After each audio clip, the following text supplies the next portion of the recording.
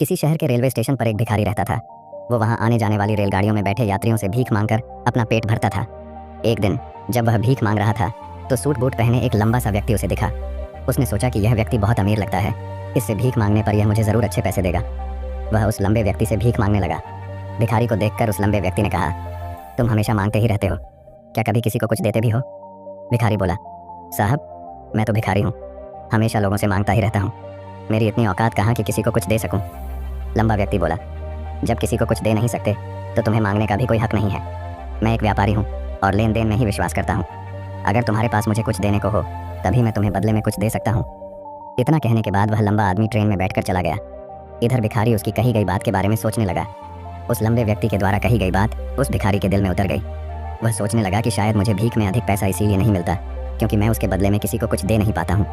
लेकिन मैं तो भिखारी हूँ, किसी को कुछ देने लायक भी नहीं हूँ। लेकिन कब तक मैं लोगों को बिना कुछ दिए केवल मांगता ही रहूँगा। बहुत सोचने के बाद उस भिखारी ने निर्णय किया कि जो भी व्यक्ति उसे भीख देगा उसके बदले में वह भी उस व्यक्ति को कुछ ज़रूर देगा। लेकिन अब उसके दिमाग में यह प्रश्न चल रहा था कि वह खुद भिखारी है तो भीख के बदले में वह दूसरों को क्या दे सकता है। इस बात को सोचते हुए 2 दिन हो गए लेकिन उसे अपने प्रश्न का कोई उत्तर नहीं मिला था।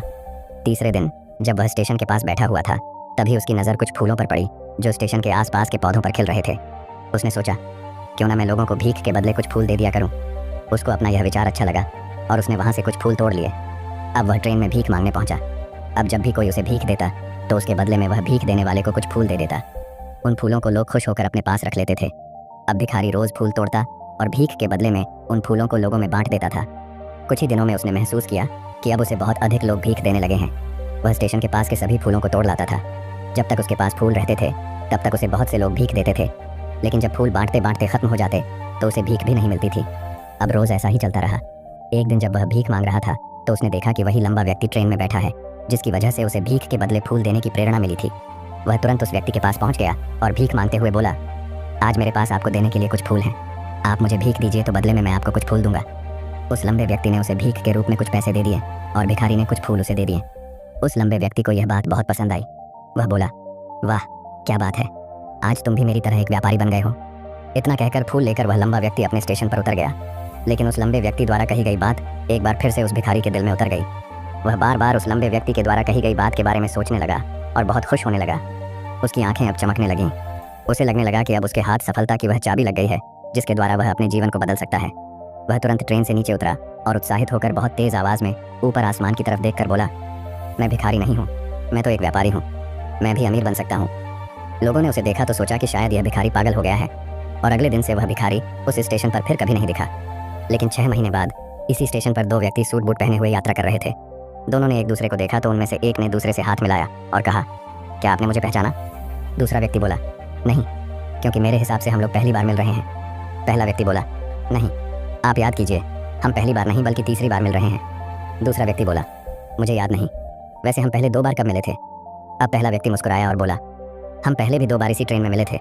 मैं वही भिखारी हूँ जिसको आपने पहली मुलाकात में बताया कि मुझे जीवन में क्या करना चाहिए और दूसरी मुलाकात में बताया कि मैं वास्तव में कौन हूँ। दूसरा व्यक्ति मुस्कुराया और अचंभित होते हुए बोला, ओह, याद आया, तुम वही भिखारी हो जिसे मैंने एक बार भीख देने से मना कर दिया था और दूसरी बार मैंने तुमसे कुछ फूल खरीदे थे। लेकिन आज तुम ये सूट बूट में कहाँ जा रहे हो और आजकल क्या कर रहे हो?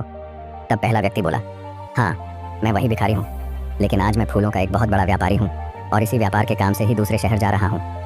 कुछ देर रुकने के बाद वह फिर बोला, आपने मुझे पहली मुलाकात में प्रकृति का वह नियम बताया था जिसके अनुसार हमें तभी कुछ मिलता है जब हम कुछ देते हैं। लेन देन का यह नियम वास्तव में काम करता है। मैंने यह बहुत अच्छी तरह महसूस किया है, लेकिन मैं खुद को हमेशा भिखारी ही समझता रहा। इससे ऊपर उठकर मैंने कभी सोचा ही नहीं। और जब आपसे मेरी दूसरी मुलाकात हुई तब आपने मुझे बताया कि मैं एक व्यापारी बन चुका हूँ। अब मैं समझ चुका था कि मैं वास्तव में एक भिखारी नहीं बल्कि व्यापारी बन चुका हूँ। मैंने समझ लिया था कि लोग मुझे इतनी भीख क्यों दे रहे हैं, क्योंकि वह मुझे भीख नहीं दे रहे थे बल्कि उन फूलों का मूल्य चुका रहे थे। सभी लोग मेरे फूल खरीद रहे थे क्योंकि इससे सस्ते फूल उन्हें कहाँ मिलते। मैं लोगों की नज़रों में एक छोटा व्यापारी था, लेकिन मैं अपनी नज़रों में एक भिखारी ही था। आपके बताने पर मुझे समझ आ गया कि मैं एक छोटा व्यापारी हूँ। मैंने ट्रेन में फूल बांटने से जो पैसे इकट्ठे किए थे उनसे बहुत से फूल खरीदे और फूलों का व्यापारी बन गया। यहाँ के लोगों को फूल बहुत पसंद है और उनकी इसी पसंद ने मुझे आज फूलों का एक बहुत बड़ा व्यापारी बना दिया। दोनों व्यापारी अब खुश थे और स्टेशन आने पर साथ उतरे और अपने अपने व्यापार की बात करते हुए आगे बढ़ गए। दोस्तों, इस कहानी से हमें बहुत कुछ सीखने को मिलता है। कहानी में लंबा व्यापारी गिव एंड टेक के नियम को बहुत अच्छी तरह जानता था। दुनिया के सभी बड़े व्यापारी इसी जीवन के नियम का उपयोग करके सफल हुए हैं। इस फॉर्मूले को उसने भिखारी को भी बताया। भिखारी ने इस प्राकृतिक नियम को अपना लिया और इसका असर उसके जीवन में साफ दिखाई देने लगा। उसने अपनी सोच बदली और उसकी ज़िंदगी बदल गई। यह कहानी हमें बताती है कि हम यदि अपनी सोच बदल लें तो कुछ भी हासिल किया जा सकता है। यदि हम खुद को छोटा समझते रहेंगे तो हम हमेशा छोटे ही बने रहेंगे।